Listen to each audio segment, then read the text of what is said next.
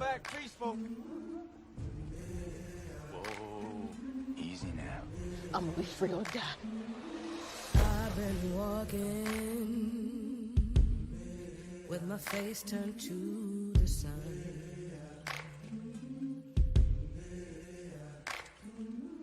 Weight on my shoulders,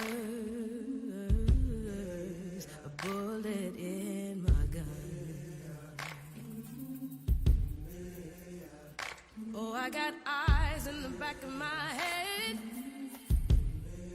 just in case I have to run. I do what I can when I can, while I can for my people. While the clouds roll back and the stars fill the night, that's when I'm gonna stand up, take my people with me. Together we are going to a brand new home, far across the river. Can you hear freedom calling, calling me to answer? Gonna keep on keeping on. I can feel it. You have made it 100 miles to freedom. Would you like to pick a new name to mark your freedom? Phantom. Early in the morning, before the sun begins to shine, we're gonna start moving towards that separating line. I'm wading through muddy water. You know I got a made up mind, and I don't mind if I lose any blood on the way to salvation. And I'll fight with the strength that I got until I die. So I'm gonna stand. Come on back peaceful. Take my people with me. Together easy we now. are going. I'm gonna be free or die. I've been walking with my face turned to the sun.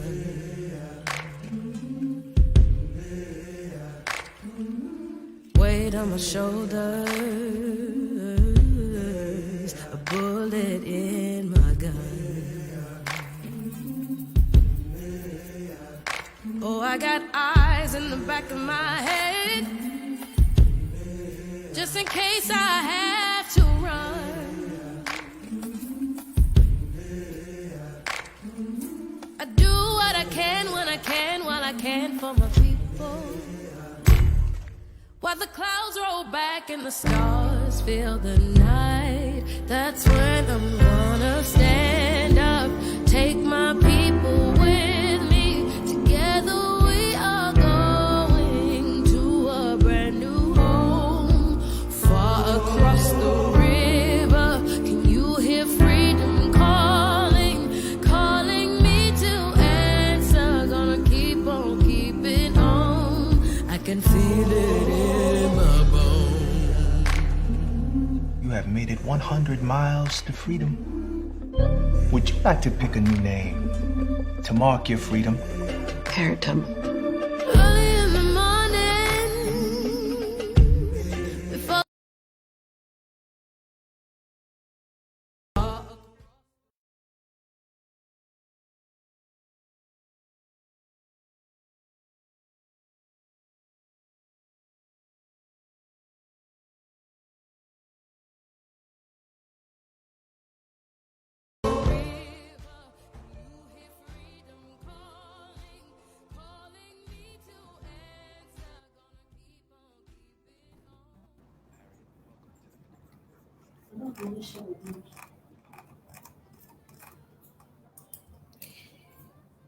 Hello, everybody. Hello.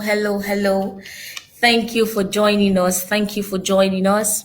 You're welcome. We are delighted to have you here. Thank you for your time. Good evening, good morning, whichever time zone you find yourself. I am very excited to be here today.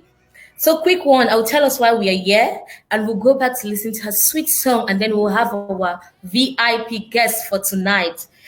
Welcome, everybody. This is a FabAfriq magazine team. We are here to talk about our new edition. Yes, it's that time of the year. We bring to you entertainment, infotainment in print. In our magazine, we are announcing our new edition, accelerating investment to end female genital mutilation. I'm so excited. And prior to this release, we have organized various conferences that will run from today right up to October to talk to you about the making of this magazine, the pros and cons of this magazine, the in and out of this magazine, what it took for this masterpiece to be made. So stay glued to your screen as you listen to me, as you watch me. It's going to be an exciting time. And on board, we are going to be having our Buzzy. I call her Buzzy. Adeline. She will be talking to us about the making of this magazine. She'll be telling us why now, why the magazine, what it took for her and her team to come up with this magazine. And for tonight, I will be your host, Steffi Verna. Stay glued to your screen, enjoy the song as it plays while we welcome Adeline.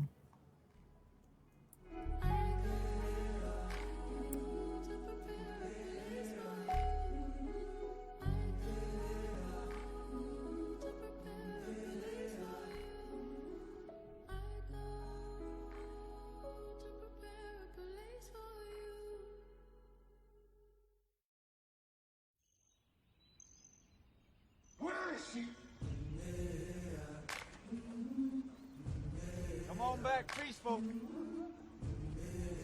Whoa, easy now. I'm gonna be free or die. I've been walking with my face turned to the sun.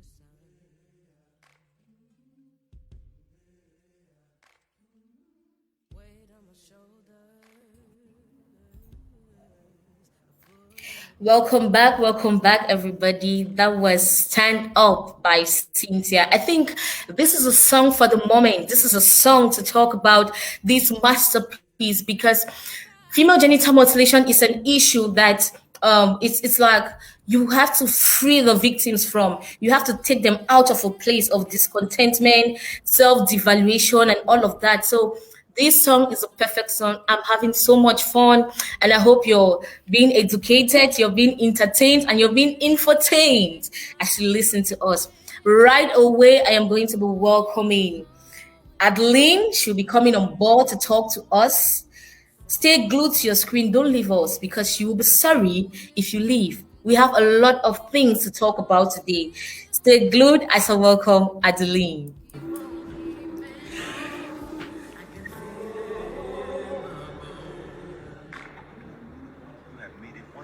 Adeline, let's just dance a little bit.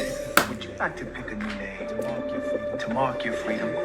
Paradum. Early in the morning, before the sun begins to shine.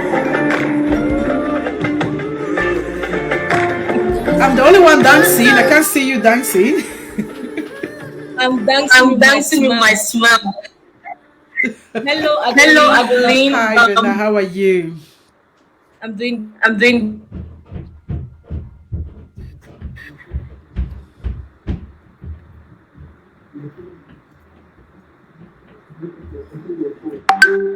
So I think we have a little bit of network issue on Verna's side, but just to let our audience know that this is going to be, although this is going to be an interview, Verna, me, but we're going to be switching from time to time, just so we give you the experience that you deserve, and just so we wrap you in our arms and tell you exactly what we've come out here to say today. So I'll let Verna ride on this moving train, and then we'll be picking up from time to time. Also, just to let you know, Verna is checking in from Cameroon, and at any given time the network might let her down because this is something that we've planned together. If that happens, I'll be happy to take the relay, so you don't go. So everyone, and you know that I'm giving you some network, non-network cover. Adeline, before we get into the heat of the matter, Tell us how you tell us are. how you are. Tell us Tell how us how you you stay. stay. I'm actually dialing in from the UK, rugby to be precise. So it's good to sit on the other side and watch you on the other side. And you're looking And you're excellent. looking excellent. Thank you very much. I had to. Meeting my team. Okay, so Without without more time, time, let's uh, go to the issue. Adeline, Adeline, tell us about new edition. why Why accelerating accelerating investment? Okay, Verna, thank you for the question. I think it's important for me to, before diving into this, I want to let the audience know that we're talking about accelerating investment to end female genital mutilation, what we call FGM. And the reason why we're doing it is because we feel that this is a time for us to join our voices to the thousands of voices that's out there, creating a difference, raising awareness, and making the knowledge, making other people to know what this is all about. Let me explain what this is in a very basic language. Female genital mutilation is the act or the practice of that is being practiced in some part of Africa, most part of Africa, and in some part of Asia, where they believe that a girl child needs to be circumcised, although we don't use the word circumcised anymore, but in that sense, so you understand what it means. This is because they want to stop them from so many things. They want to stop them from being promiscuous.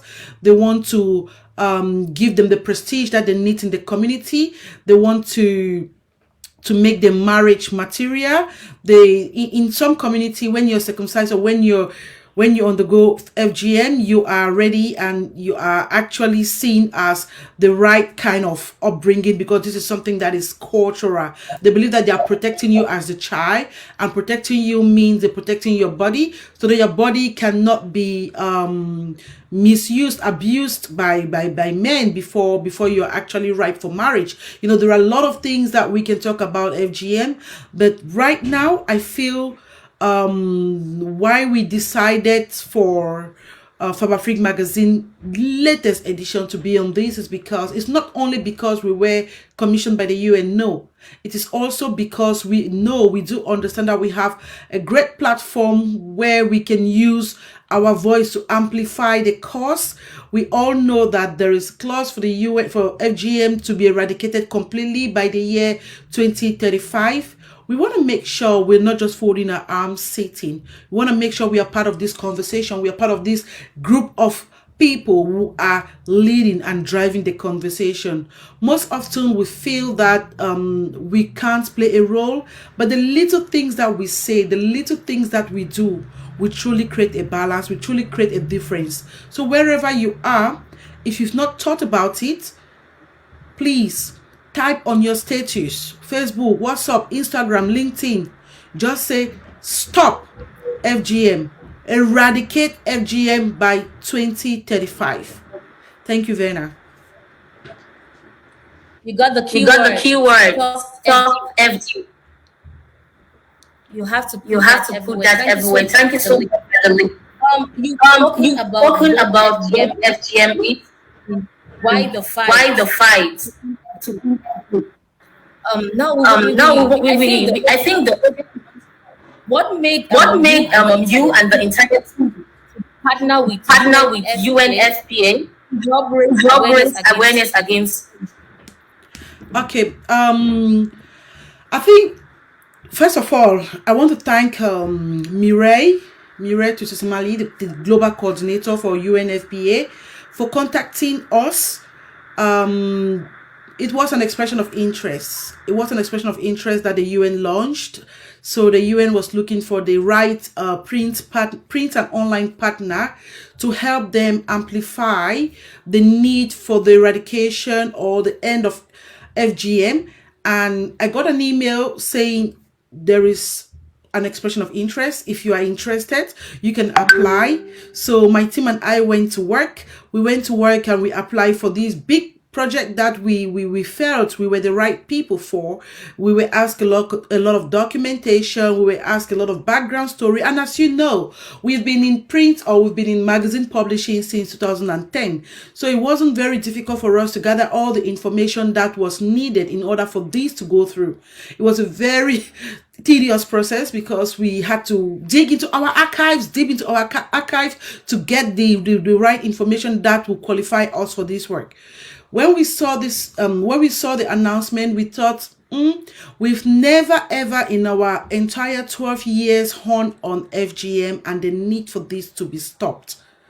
This was a perfect opportunity. And one thing that we promised was that we're going to make this a special edition, meaning anything that we publish in this edition will be on FGM and how us can actually help to eradicate and stop this. We also made a promise or a commitment that we're going to not just launch a print, but launch a print and also launch the online version. So as it stands, we have both online and print edition of this magazine. And just to let you know, we'll be giving it out for free because it is entirely commissioned by the United Nations for us to do this work. So thank you, Verna. Imagine free magazine for genital mutilation. That is September.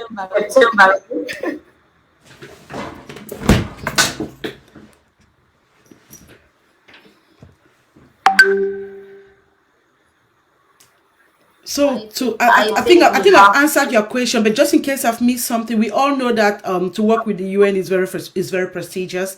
We all know how hard it is to get in there because everybody want to work with them, not because it is UN, but simply because we all have one or two things that we are advocating for. We have all these things that we want to help raise awareness. Sometimes we don't have the means, sometimes we do, but I strongly believe that if you have the platform, if you have the right opportunity, then you should use your platform and you should ensure that you partner with the right agency, the right companies, the right people to help do the things that you want to do. So UN is a reference, UNFPA is an even bigger reference.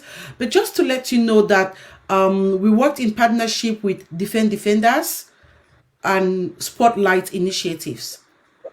So it wasn't just working with one team, but it was working with an entire team, an entire body to help bring this to life. And I'm so happy I was part of that team. Thank you, Adeline. Coming up with this really challenging. Files you put in work last night. So you challenges, hard times in making. Okay, Verna, you're asking me about the challenges that we faced in making this magazine a success. Wow. I was thinking today about the challenges, and I realized we had a lot of challenges. I mean, the team can tell you that we kept missing deadlines sometimes. We kept meeting deadlines because first I will have to talk about my team, my staff dynamic at the time. At the time when we qualified to do this project, my editor-in-chief got a project that she was working on, and it was so difficult for her to focus on this.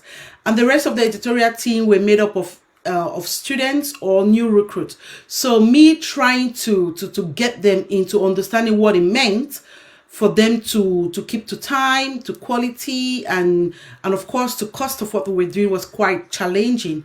This is purely because before taking up on this contract, on this work, we didn't know about some of the implications. We didn't know about we've never worked with the UN before. So first, it's like going to bed with someone for the first time. You have to, are you doing it the right way? Is it, so you ask yourself all this kind of questions. So this was my situation with the UN. I have never worked with them before. So I had to strategize, develop the right way to work with them. I had to think about, okay, when was the right time to contact them? We must agree, we should all agree that people who work with the UN are quite busy. They're always traveling. So it was so difficult to have the entire team all the time at once. And when they set a meeting, it was so difficult for you to push this meeting, because to get them all the same day available for a meeting was quite hard. And FGM is not it's not a special area for myself, meaning this is I know, and I did know that there are lots of people still practicing female genital mutilation, and we have never really gone into detail to see exactly the things that it entails. I mean, based on my different things that I've done in life, I knew some of the some of the ills or shortcomings of this. I knew that was a bad practice against that's human right violation in its first class, but I had never taken my time to read some of the notes, some of the reports, some of the publications on this. So it was a whole lot of new thing for myself, my team, and I, because we had to read documents after document. I mean, if you know the UN, you know they're very good at documenting. They document almost everything. So it wasn't just like you or us writing a simple article, because we have to make sure we use the right language. So it was so challenging, because sometimes we can use words like fight against, and it will come back, the little things like that will come back to you, and like, no, Adeline, we don't use this word anymore. This is the word we use in this place. So we did a lot of back to forth, trying to make sure what we did was quite up to standard. And another challenge is that some of the team who were working in the project at one point had to go back to uni, because it dragged on for too long, back and forth, since we were still trying to figure out how to get it right, and still trying to give them the kind of quality content that they need. So it wasn't really easy for us as a team. On other situations, what happened was we had a whole lot of review of what we were doing, because after publishing, we realized that we've missed very key deadline on their calendar, and some of the contents that we had to scrap them and look for new content. Also, the kind of people that we interviewed in for this edition, most of them were hard to get, because they're so busy doing the things that they're doing. Imagine having to speak to the former president of Kenya, President Kenyatta. How do you get hold of him? Imagine speaking to Angeline Kidjo. Imagine speaking to, Stephanie Okereke or Richard Mufei. So all these people whom we had to interview, we had to work around their timetable. We had to work around their timetable. It wasn't easy. It was quite tough, but I truly want to say thank you to my team, and also to the UNFPA team, because they were pushing. They're always giving us what we want. And then one of the other challenges that we faced was the fact that AFCON, African Nation Cup, was also around the same time that we had to deliver this magazine. And we had just signed up a big contract to run some of the activities. So most of them, or some of the team that had to work on this project, because we are a small company, they had to move on to the other big projects. So we were stretched, working day in, day out, to make sure we meet the deadline, to make sure we actually deliver the quality that was required. So yes, those are just some of the challenges, with a lot more. Of course, I'm a mom, I'm a wife, I'm a sister, I'm a friend, and so is everybody else who works with FabAfriq, or most of the people working in FabAfriq. So apart from other commitment that we had to put in time, had to put in extra time, just to make sure this works. And I'm happy with it, because it did work. Thank you, Verna.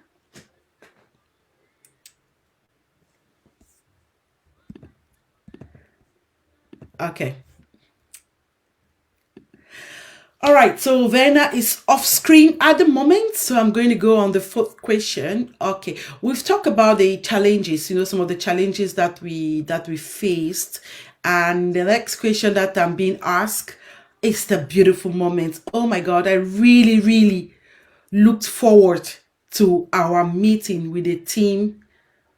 I was that's one of the best moments, because this is a time when I have to share. This is a time when I have to share all my my worries, my queries, my problems. I had to share it with the team, and trust me, these girls, they were so organized. These ladies, so organized. Whatever I want to ask, they have. Whatever I'm asking, they have. So it was one of the best time. And also speaking to most of these very, very important personalities, it was also very fun speaking with these important personalities, because sometimes we see them afar and we keep asking ourselves, I need an opportunity to speak to them. So this was a perfect opportunity for us to speak with some of these people and to get into the inside of the things that they do on a day-to-day basis, especially on how they put in their communal effort to eradicate FGM in their communities. So those are some of the beautiful moments, and also some of the late nights that we worked with our team, all the freebies that we had, all the free food and drinks that we had during this period. I can't keep a close eyes on that. And just the mere fact that you're telling someone, just the mere fact that you're telling someone that, oh, I'm working on a magazine for the UN, it sounded kind of nice. So these are some of the beautiful moments that I had, and also learning the new things and on FGM, and meeting all these super cool people. I think they were all some of the fun memories that we had put in this edition together. And then when it came to the design beats, it was truly fun seeing these texts coming to life, seeing these texts, because it all came as text, and then we had to put them all in spread. So imagine, from hundreds of pages that have been provided to us by the team the team at UNFPA, to fine text that has been scripted, edited by FabAfriq magazine editorial team and UNFPA team, to beautiful spreads of glossy print magazine and online print and online publication. So these are some of the special moments which I will forever hold in my heart, forever cherish, because it's not every day that you come in contact with a project like this. Thank you, Verna. Okay, Adeline. Over to you. Okay, Adeline. Thank you for keeping us awake.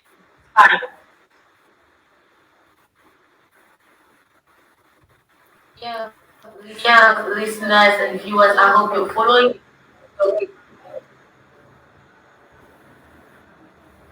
Adeline, can you get me? Adeline, can you get me? I can hear you perfectly clear. Okay, I was just telling the audience that have with us, I'm happy that they are listening and that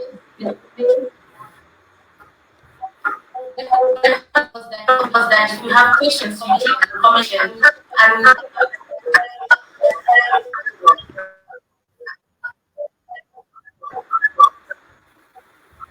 Verna, I think you've got echo on the side of your screen. Is there something we can do about that?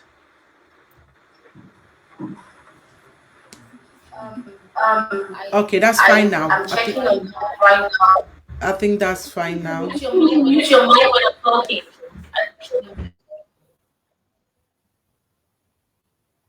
Okay, I hope it's better now. So, our audience, I'm saying you drop your comments or your questions at the comment section. We'll attend to that and we will listen to and give you explanation and clarity on everything you need to know in the making of this magazine. We are having an amazing time, and I hope everybody is getting insight, is getting educated, is getting something intuitive about FGM, because trust me, it's a very trending topic. We don't talk about it enough. This is why we have taken the pain, we have taken the time, we have taken the joy, of course, to come live to talk to you about the making of this masterpiece. I call it a masterpiece because I came into the project at the middle of the project, and it was fun. Like Adeline said, just telling somebody that, oh, I'm working for UN magazine, it was an exciting moment for me. I had so much fun and so much pain working on this edition, and it feels so nice sharing it with you. Adeline, back to you. You've spoken a lot about sourcing information, the UNFPR and Defend Defenders Spotlight Initiative, how helpful they were. But we want to know detailedly how easy or difficult it was sourcing information from these people. You spoke about talking to the former president of Kenya, talking to Adeline. These are busy people. How was it easy? What were your tricks? Because it's very difficult reaching these people. Talk to us, please.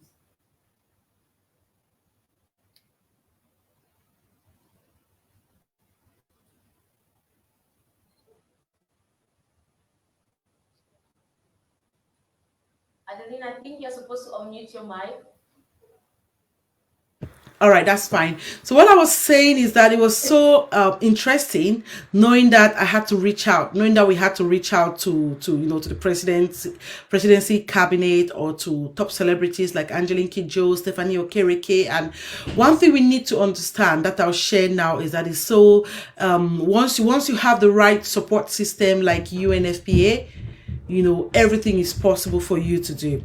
So talking about sourcing information, it was really easy to get information. I had never known that there was so much out there on FGM. A lot of people are talking about FGM out there. Unfortunately, over the years, I have not paid attention to those voices, those online voices, or those real life voices who are talking about this. So, this was my first opportunity to actually get up close and personal. For example, the brand ambassadorships that the UNFPA has put in place to help spread to help raise awareness on the eradication of female genital mutilation is quite massive. When I looked at their portfolio of goodwill ambassadors, I'm thinking this is such an amazing work. Gathering or sourcing information was made quite easy by the team at UNFPA because, as I earlier mentioned, they have reports upon reports upon reports of what's happening. They've also made sure that these reports have been broken down into different areas. You've got survivor stories, you've got champion stories, you've got so many different areas that it has been broken. So it was easy for us to understand, or it was easy for us to take a chunk of every section, put it together to make the beautiful spread that we did. One thing I really want to say is I really want to commend the organizational skills that they do have in place. I mean, it was quite fun working with the communication director for UNFPA, Famia. Famia was so organized, meaning every information that we needed, she got it ready. Text, articles, text, images, further links. So in case you wanted more information, this is how you can get it. So it was so easy for us to actually access the drive, pull out the information that we needed, edit this information, reshare this information, and bring back this information into our own team. Imagine having to take let's say 10,000 words and you have to write just 800 words, because we all know that print magazine, you don't write a lot. But if you have to read lots and lots of words just to summarize it, then you know what we're talking about. So it was quite a tedious work most of the time, because first, this is not our area of expertise. Most of the things were alien or new to us. Secondly, we had to make sure we get it right. If not, it comes right back to our editorial table, editorial desk. So information, we have a lot of charities as well that are working towards eradicating FGM. It was so easy to reach out to some of these non-governmental organization, speak with them and ask them for information, ask them for copyright, ask them for the right to publish or the right to republish. So we did partner with quite a few organization, and we did get information from them. And as I said, Verna, UNFPA, they have a bank, they have a database. If you are somebody who would love to find out more about FGM, or if you like to carry out a campaign, anything that you would like to do to help them towards the 2035 goals, then I think you better reach out to them, because you will have the information that you need to run whatever campaign you want to and however you want to. Thank you. Okay, Adeline. I think please mute your mic.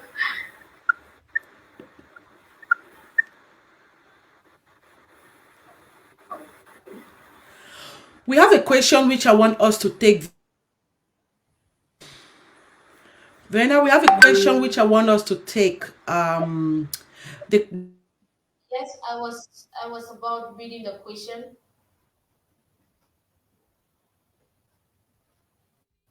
She's asking what will be your best advice to others on how to position yourself so they can be selected as the expert of choice by organization of this caliber.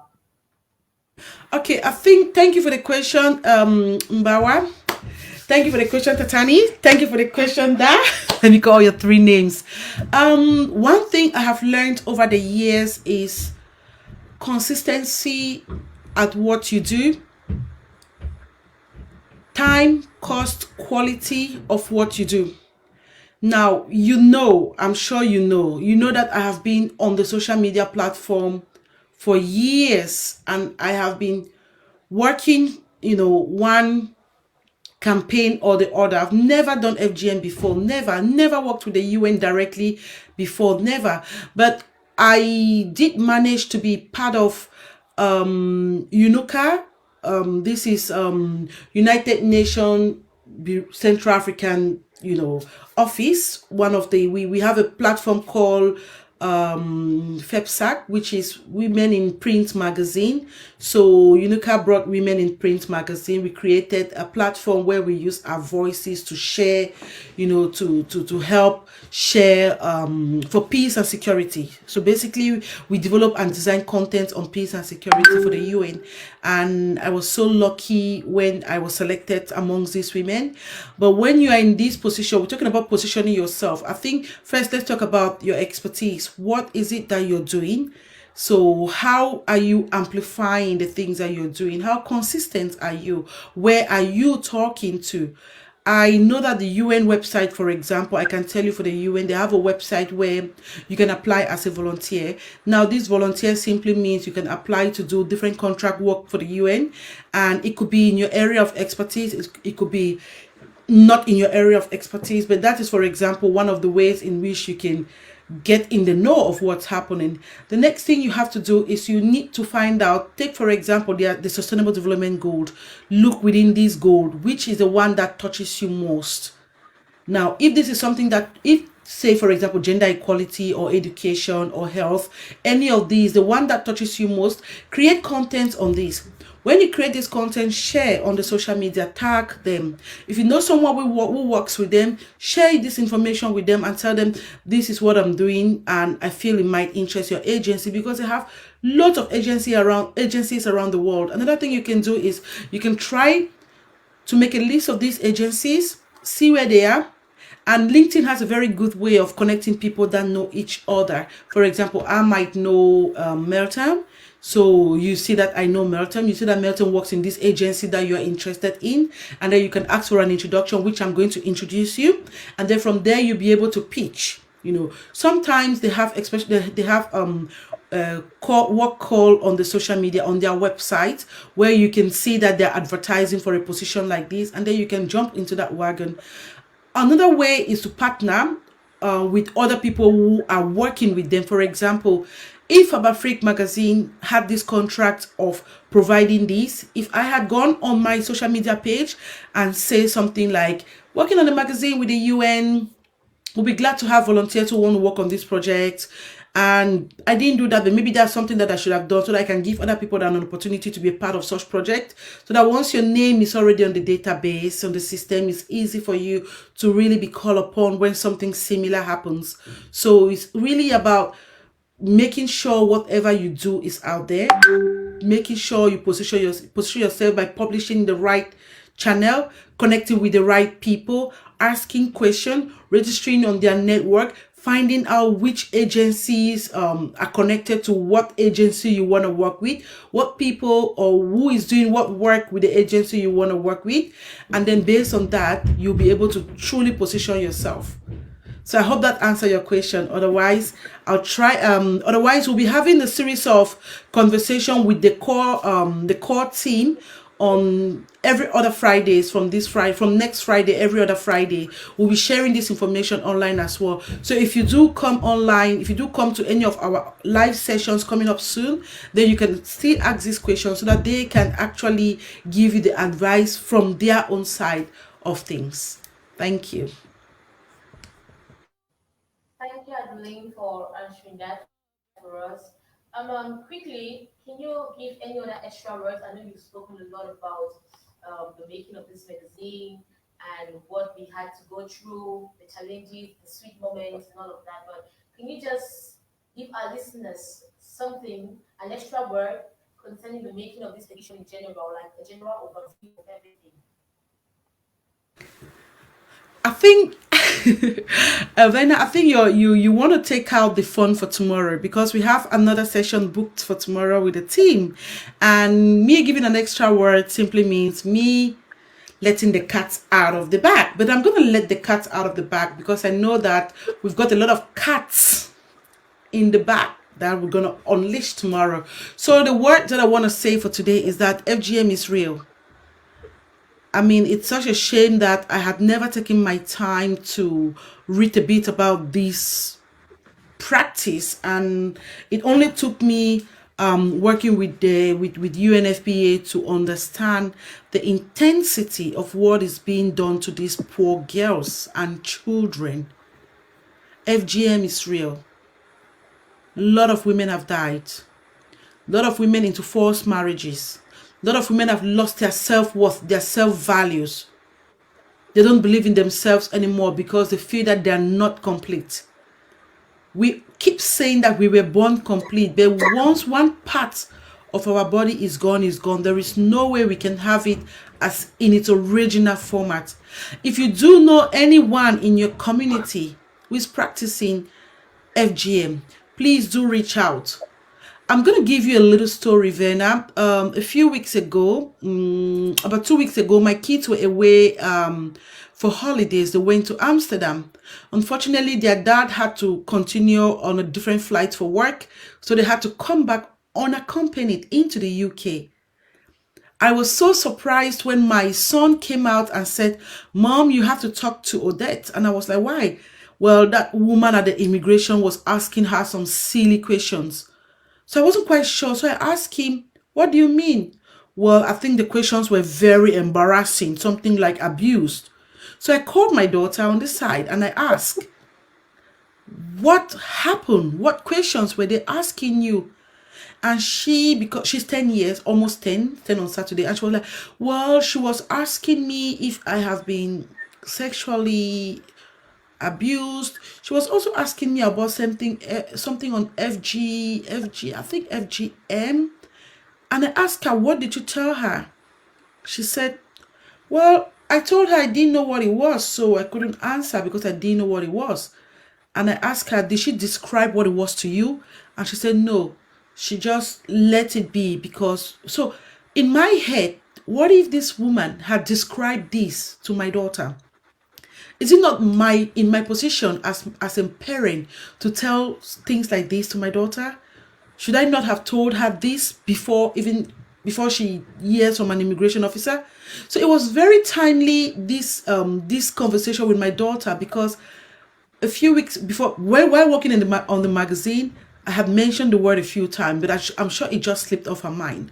But when she came back, when we got the print, I actually sat with her and I told her, "Look at this." So I started going through the magazine with her. I said, "Remember what the lady at the immigration was asking you? This is the magazine that we are. Remember, that question was not random. She was only asking you because many children out there undergo these practices from their parents." And she asked me, am I ever going to undergo such? And I went like, "No." She said, "Good." I said, "Why good?" She said, "Because I don't wish that for any young woman or any woman or any young child." And then it dawned on me. She understood. She got the memo. So I feel it's our place, parents, to make sure our kids know that this is wrong. This is inhumane. This is human rights violation number one. We should inform them. We should educate them. We should teach them. We should let them know that this is wrong. so that wherever they are, if a conversation like this pops up, they should crush it and say, no, it is wrong. It is human right violation. Thank you, Verna. Thank you, Adeline. Dear listeners, viewers, we are wrapping up with our session tonight. And every beautiful thing has an end.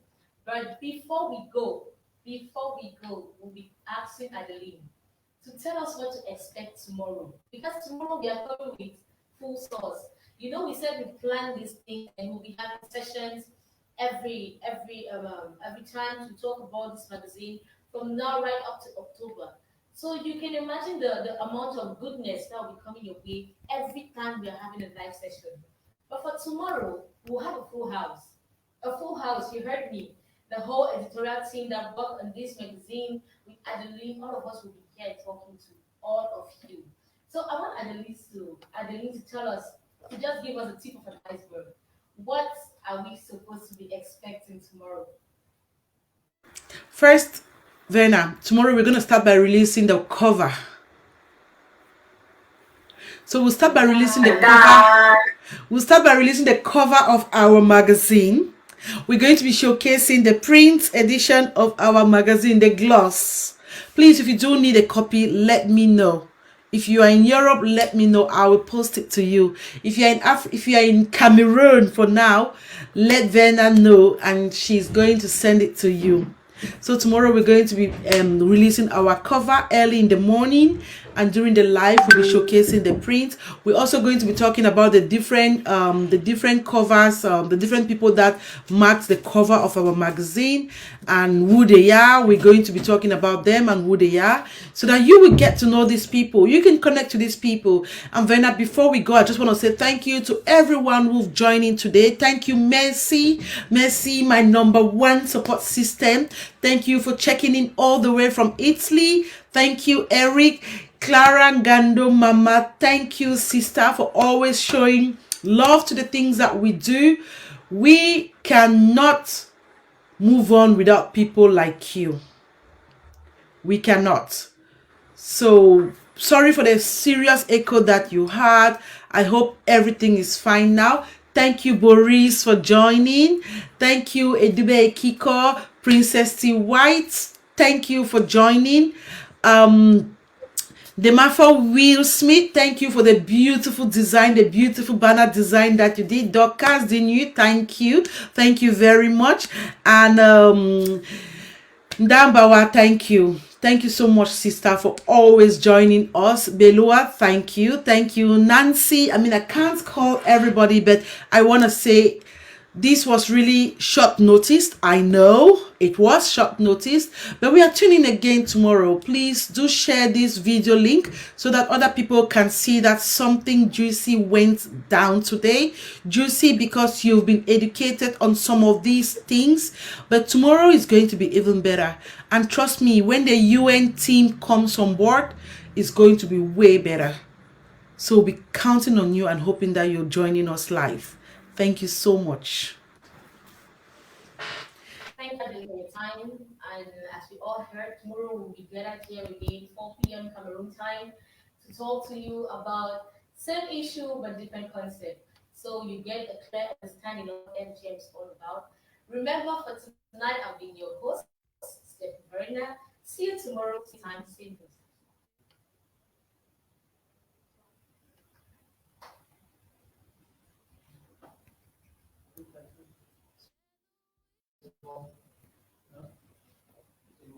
You're disconnected. You want to watch soccer. You